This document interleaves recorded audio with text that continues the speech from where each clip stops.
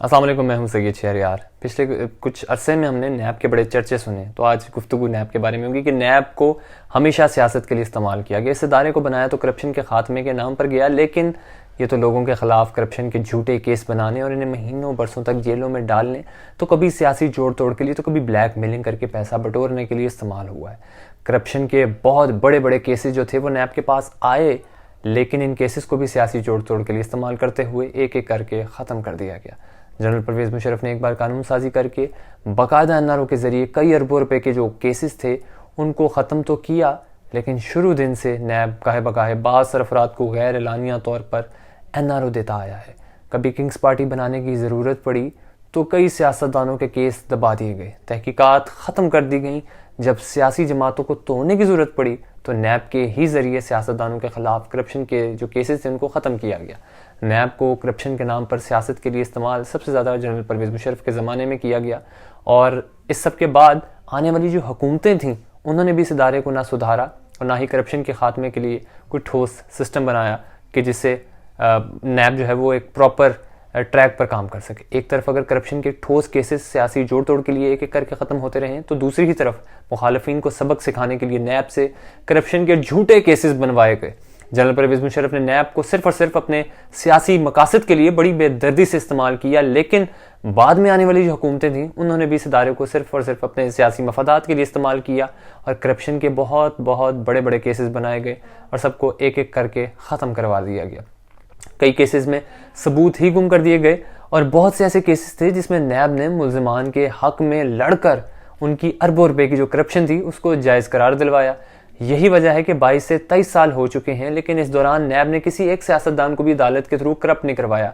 एहतसाब अदालत की हद तक तो करप्शन केसेस में सजाएं दिलवाई, लेकिन हाई कोर्ट और सुप्रीम कोर्ट में जाकर सब आहिस्ता आहिस्ता बरी होते रहे और यूं नैब की जो कारकर्दगी थी वो ना सिर्फ जीरो रही, बल्कि उल्टा इसने कौम के अरबों रुपए के जो करप्शन के जो केसेस थे उसके नाम पर जो खर्च किए उसका भी आज हिसाब नहीं है। झूठे केसेस बनाए।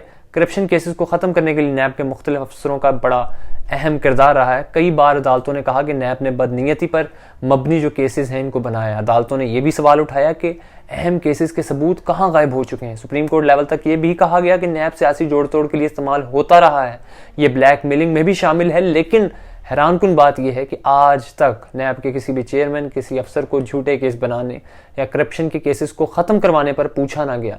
इनमें से कोई ऐसा नहीं जिसके खिलाफ कोई इंक्वायरी हो। नैब ने इस मुल्क की मईशत के साथ बहुत ज़्यादती की है। अहम सनतकारों को ब्लैकमेल किया गया। कई बेहतरीन शोहरत के मालिक जो थे, सरकारी अफसरों को झूठे केसेस में जेलों में डाला गया। सियासतदानों को झूठे केसेस में फंसाया गया, उनके खिलाफ मजबूत केस ख़त्म करवाए, लेकिन नैब ने किसी भी एक अफसर को इस मुल्क की तकदीर के साथ खेलने की सज़ा नहीं दी। एहतसाब के नाम पर बनने वाले इस इदारे का एहतसाब करने वाला कोई नहीं है, और यही वजह है कि नैब के जो मुजालिम और इसके गलत इस्तेमाल कभी ना रुक सका और इसे बार बार इस्तेमाल किया जाता रहा।